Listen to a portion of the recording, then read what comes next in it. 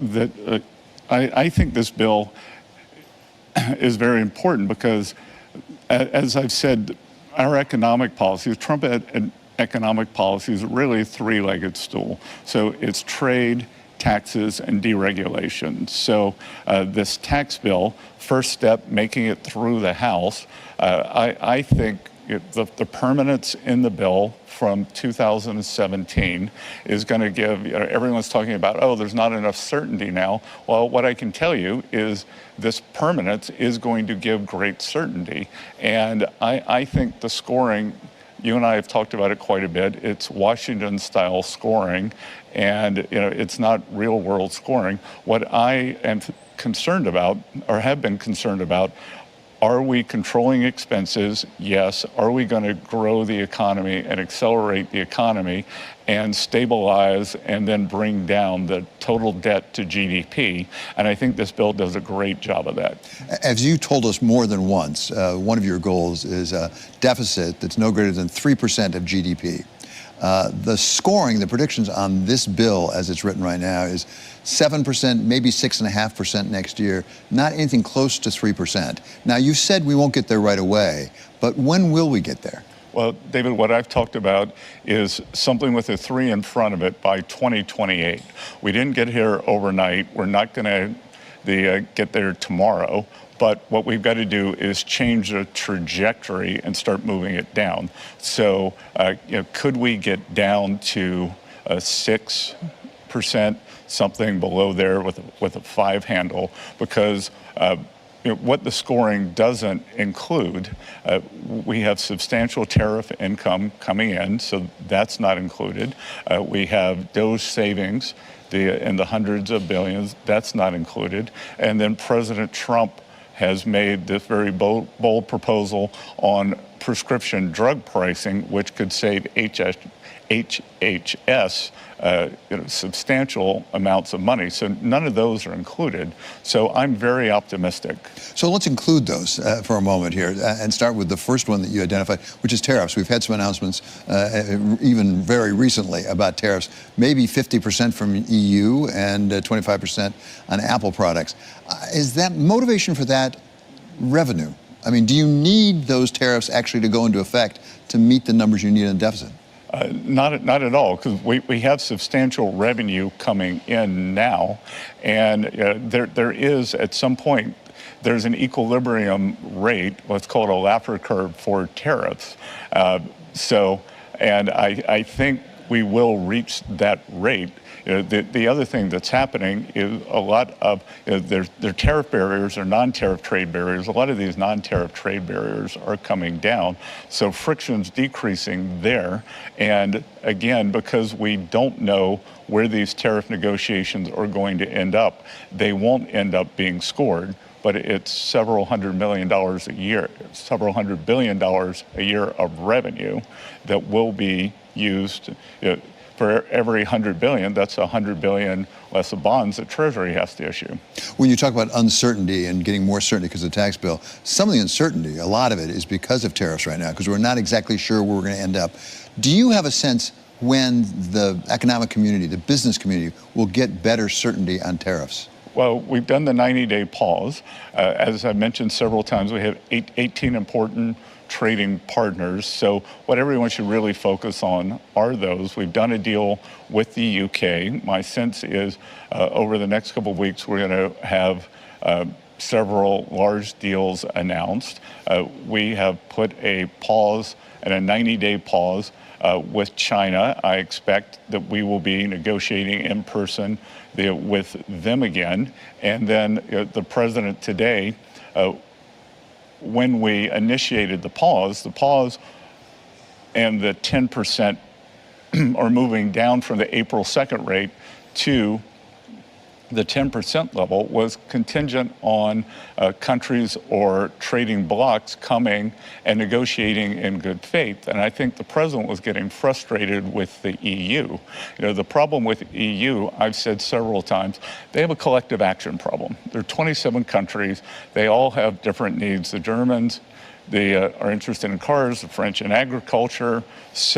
And then you have Brussels negotiating with them. Now, I am very impressed. I met my German counterpart, who's part of the new German government, the German finance minister in Banff, that he was very responsive. I think that the new Chancellor, Merz, is going to give a opportunity for a U.S.-Germany reset. So I'm very optimistic that perhaps Germany can help push the EU forward here. Let's talk for a moment about something you know terribly well, have lived it in your professional life, which is the markets. The bond market hasn't necessarily stood up and applauded with what they've seen out of Congress. Is the bond market wrong? Well, I think the notion that in any movements in the bond market are being driven by the action in Congress is what's wrong. First of all, this has been a global phenomenon. That the Japanese yields have moved substantially, German, UK, and David, if we go back and look, since either the beginning of the year or January 20th, when the Trump administration came in, the U.S. 10-year is the only yield that is lower today. So, all yields are up.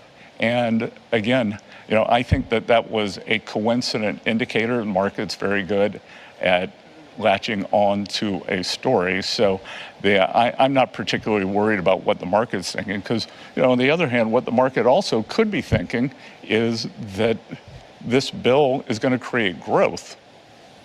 At the same time, you have things like the term premium up almost to 1% now, and you also have real yield up well over 2%. Should we be concerned with that? Is there a question here about the long-term ability to repay the debt? Look, I think that, again, as growth accelerates, I'm not worried about the U.S. debt dynamics, because a change in the growth trajectory takes care of a lot of that.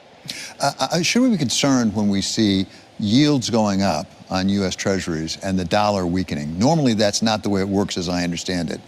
Is that something we should be concerned about? Well, I'm not concerned about it, because I think part of it is we are seeing other countries step up. So I wouldn't, on many of them, I wouldn't necessarily categorize it as a weak dollar. It's, for the first time in much of my career, Europe is actually going through a fiscal expansion. Back to this new German government, that they are opening the German purse for the first time, maybe even since the advent of the euro. They're taking off the debt brake. So the fundamentals are driving the euro. Japan is seeing a large increase in interest rates, driven by the Bank of Japan. So, I think a lot of this is other countries strengthening, or other currencies strengthening, as opposed to the dollar weakening. You have said you're concerned, certainly, about the deficit and getting it under control, and that President Trump, and to such extent, you says that's really a priority for him, to get down to something with a 3 beginning it, at least, if not 3.0%. How high a priority is that? And let me push you on a little bit, like Mario Draghi. Will you do whatever it takes to get it to that level, so that if the present plan does not work the way you hope it will, you'll take other steps? Well, I think what we've been trying to do, especially on the cost-cutting side, whether it's DOGE, whether it's OMB, is go line by line. And on a lot of this, the Democrats are fighting us, the courts are fighting us. So let's see where that ends up. And of course, we can keep coming back in terms of making government more efficient. I think I've been there 3.5 months now, and I can tell you the amount of waste, fraud, and abuse is startling.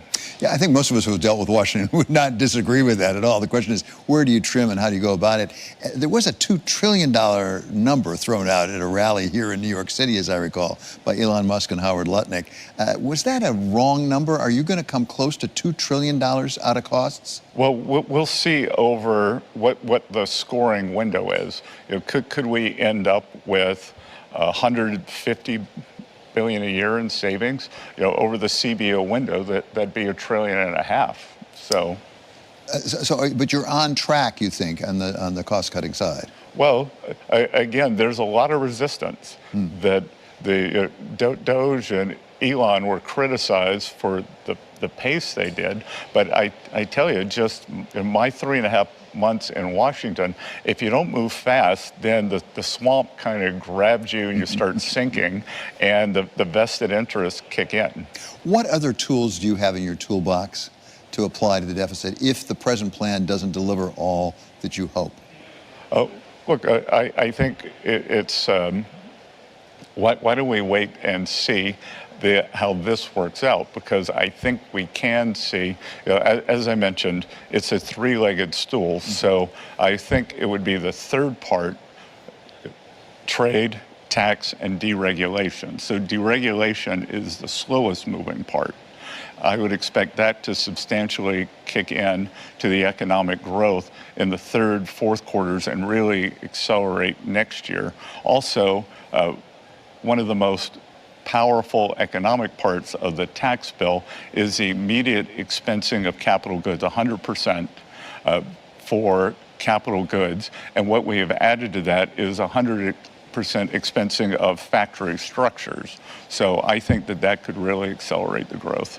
And as you look at this problem right now, what is your approach to making sure that we bring the U.S. economic machine into line, and particularly the business community, and investment, most importantly? Well, let's talk about two pieces. But so before I was with you just now, I was with a group of community bankers. So we are doing a substantial amount of financial deregulation to make sure that the benefits are more evenly distributed across the U.S. economy. That, as I said before, Wall Street's done great. Now it's time for Main Street to do well also, and they can both do great together. It's not an either or. So when I was with these community bankers, they were talking about the substantial amount of regulation that's been crushing them over the past 10, 15 years, and a huge amount of small business loans, huge amount of real estate loans, ag loans are made by these community banks. So we are really focusing on that. On U.S. business, we want to make the U.S. the most attractive location for capital. You and I were talking, I was just with the president in the Middle East. We were in Saudi, we were in Qatar, and we were in the UAE. And there are trillions of dollars that are going to be pushed into the U.S. One form of regulation that gets a lot of attention in New York and on Wall Street is banking regulation. Let's talk about the supplemental leverage ratio, which seems like an obscure thing off to the side, but it has been the subject of much discussion. And it does, as I understand it, relate to U.S. Treasuries and yields on U.S. Treasuries, so that if major banks held more U.S. Treasuries, it would bring yields down. You've said you're going to take more of an active role, as I understand it, with respect to some of that banking regulation. Where are we with that? I think we are very close to moving the supplementary leverage ratio, SLR.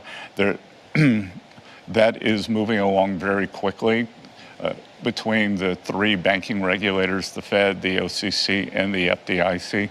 So I would think we could see something on that over the summer. Over the summer. And knowing the markets as you do, would you anticipate that might have a significant material effect on Treasury yields? Well, I think it could, because banks are being penalized for holding treasuries. There's a large supplementary leverage charge. So I think for holding the risk-free asset, we can reduce that. And I've seen estimates that it could bring yields down by tens of basis points. Certainly during the COVID crisis, it was temporarily taken off, and it had a big effect. Let me ask something different, but I think might be related, which is stablecoin. If really we went big into stablecoin in this country, what effect could that have on the strength of the dollar, because people might have to hold dollars in order to match against it, or even for treasuries? Well, we are going big on digital assets. So Trump administration has made digital assets a priority. Past administration starved and almost made extinct a lot of these companies and pushed it offshore. So what we want to do is apply the highest U.S. regulatory and AML standards to digital assets, especially stable coins. And I've seen estimates that just over the short term, stable coins could create $2 trillion of demand for U.S. Treasuries and Treasury bills. To put that in context, the number is probably about $300 billion right now. There are reports, including on Bloomberg, that there may be, if I can call it, privatization of Fannie Mae and Freddie Mac, something that's been talked about since I think they were nationalized, essentially, during the great financial crisis. I heard the president say, I'm going to ask Scott Bessent about this. So has he asked you, and where does that stand? It is a goal for this administration. Again, we're doing peace deals, tax deals, trade deals. So as we land some of those deals, then we will focus on that. But David, what I can tell you, we are doing a great deal of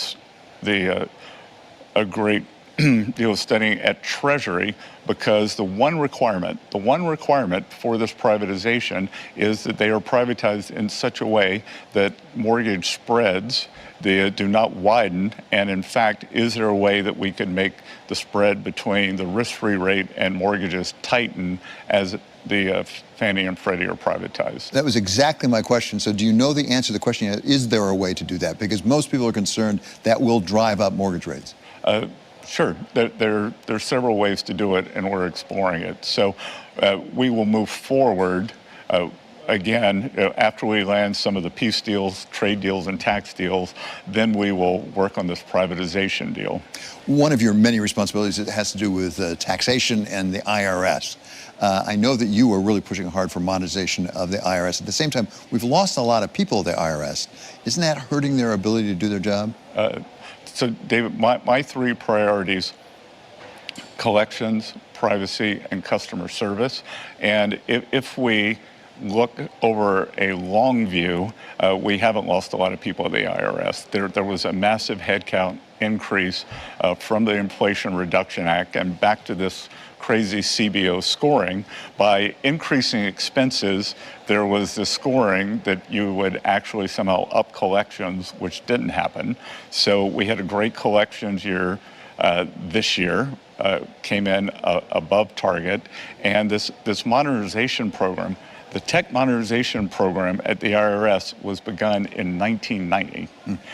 The young man who was in charge of it who I put in charge of it was not even born then. So that it's $15 billion over budget. It's a $3.5 billion a year budget. I think it's running on COBOL, which is what I may have learned in college, on 12 different systems. So we are going to fix that. And I think all three of my priorities are going to be served. And I think it could be substantial savings to the American people, because the IRS roughly processes as many transactions as a mid-sized U.S. bank, which does it at 10% of the number of people, 10% of the cost. President Trump said a while ago, posted actually on social media, that they were in the process of removing the tax-exempt status from Harvard. There's been a lot of issues with Harvard, but that's one that comes within your bailiwick. Where is that process right now? The president is moving forward with that, and we're also looking at taxes on endowments. And I think the important thing here, and it goes a little bit back to this Main Street versus the elites, that Harvard, to have a tax-exempt status, there are rules you have to follow. And if you're not following the rules, no one's above the law. So we will see if they're following the rules. It looks like there's a substantial number where perhaps they weren't. And, again, too, Harvard is a gigantic hedge fund. They run a leveraged investment model. So we'll see where all that goes. Is it Harvard alone, or are there other universities or colleges that also might be subject to review on tax-exempt status?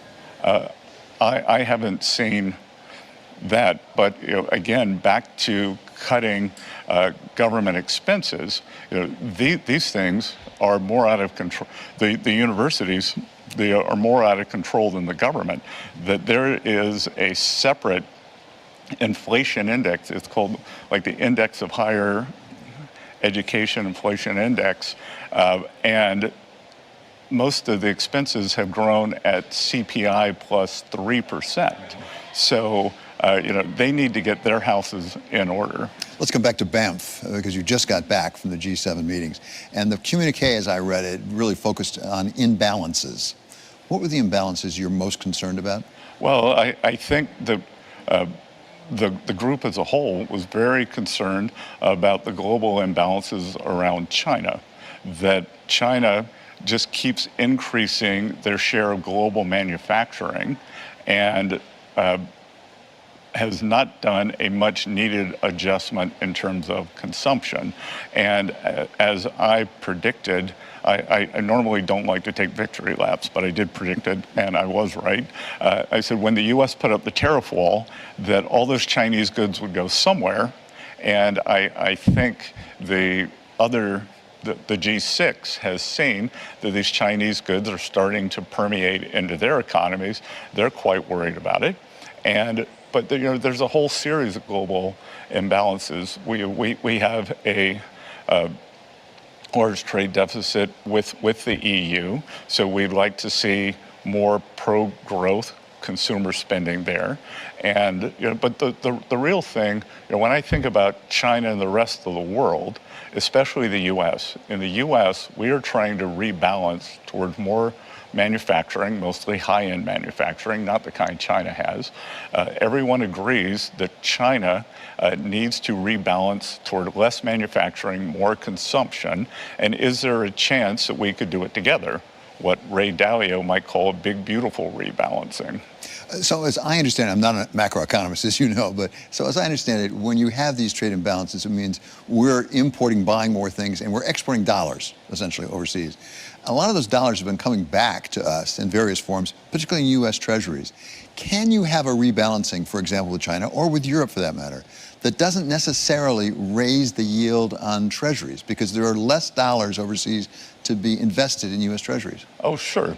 I mean, these balances weren't always like this. In 2000, before the China shock, we've historically had big inflows into treasuries. But what used to happen was in the old days, trade would come in, and then we would sell the other country a GM.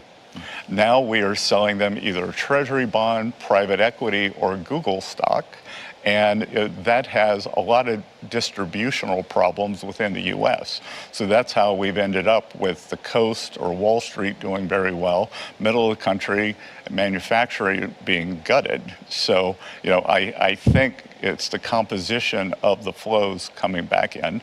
And then, as you mentioned, I think we can see more bond buying by U.S. citizens, U.S. institutions. But the other thing that I will say is, I have access to the data, and we've actually been seeing foreign national entities, whether it's reserve managers, sovereign wealth funds, or pension funds, have been buying more treasuries in the latest auctions. So when we talk about trade, we talk about goods, sometimes services. What about capital flows and how capital flows work? There seems to be a movement in parts of the world toward stopping capital flows. I mean, we've had Macron in France say Europe can make it on its own. We've had Australia take certain actions requiring pension plans to invest domestically. Are we moving toward autocracy? I don't think we have to. There's certainly nothing the U.S. is doing to prevent capital flows.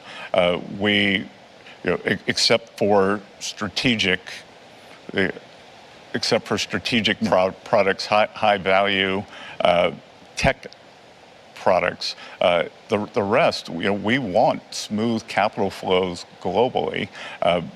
Could we see more people being more nationalistic? Maybe. But again, as we saw with these trillions of dollars from these Middle East countries coming into the U.S., the U.S. is the premier destination for capital we are working to do everything we can on that. And David, back to your question on the money coming back into the bond market, that a lot of it's going to come back in the form of foreign direct investment, which is actually a much more stable kind of investing. Let's talk about the dollar for a second and where the dollar is. I've seen some charts actually about the nominal value of the dollar versus purchasing power parity. And in fact, that there's been a growing difference between those, where the nominal value is well above PPP. I mean, almost at historical levels. From your experience with markets, does that have to correct itself? Does that mean the dollar's overvalued? It doesn't have to mean it's overvalued, and lots of times that levels can stay versus PPP, which is just an academic measure.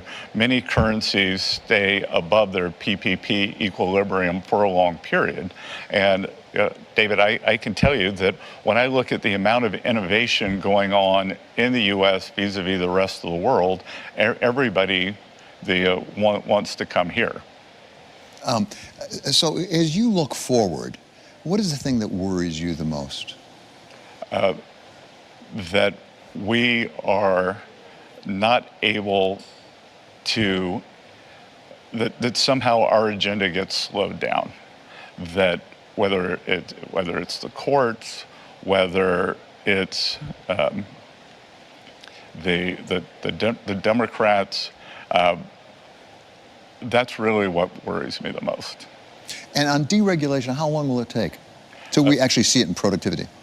Well, I think we're going to see it in the economic numbers in the third and fourth quarter. In the third and fourth quarter of this year? Yep. That's fascinating. Yeah, because again, that when you ask me what worries me is this. Look, we need this substantial permitting reform, that we aren't able to build things, that we have, because of this AI boom, we're becoming the AI superpower. Well, that's going to take a lot of electricity. So you're going to need energy pipelines. You're going to need transmission. And the fact that that it takes 3, 6, 7 years for the permitting. So what worries me is that somehow we get bogged down in a legal morass, because this administration is really trying to get America back to building again. One of the things that people are interested in is the sovereign wealth fund. I remember, actually, as I recall, seeing President Trump sign an executive order with you in the Oval Office. Yes. And talking about it at the time. Where does that stand right now? Because some people say, if you're really going to try to build the wealth of the United States, you're better off cutting the deficit than borrowing money to put it in a sovereign wealth fund. Yeah, I think the president decided that it's on pause while we work on everything else that we're doing now. So, and he said the other day that we'll probably spend more time paying down debt. He is laser focused on paying down debt. And you're prepared, if it doesn't go the way you want it to do other adjustments to make sure we are paying down the debt? Because some people are a little skeptical. Well, again, David, let's talk about can you grow the denominator faster than the numerator? Like the reason we got here was, think about taking out a home mortgage. It's fine if the value of your house is stable or growing faster than the debt. What's happened is, that previous administrations took out a big mortgage. We didn't grow our way out of it. Now, I actually think that there is a chance that we can constrain the spending, up the growth, and that changes the trajectory. Because going back to this CBO scoring, which is alien to anything that makes sense, that if you cut taxes, they still score growth at 1.7, 1.8%.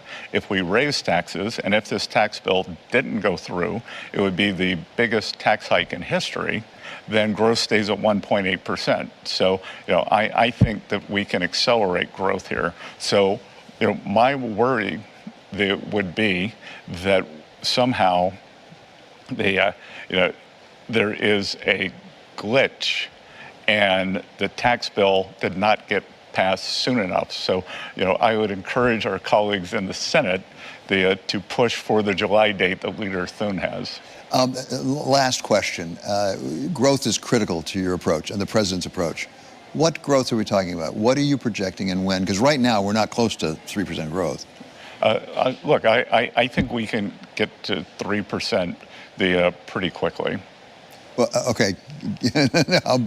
How quickly is pretty quickly? Months, think, quarters, years? Quarters. In quarters, we'll yep. be at 3%, you believe? Yes. Sustainable. Yeah. Look, I think we were in the middle of, as I talk to industry, this U.S. innovation edge. We are starting to see real productivity increases like no other country is. I think with the deregulation, with the certainty from taxes, and with this full expensing, which from 2018, 2019, going into COVID, for the industrial economy really gave it big impetus. So, I'm expecting that by, certainly by this time next year, we will be north of 3, and that we will be turning the corner toward the end of the year.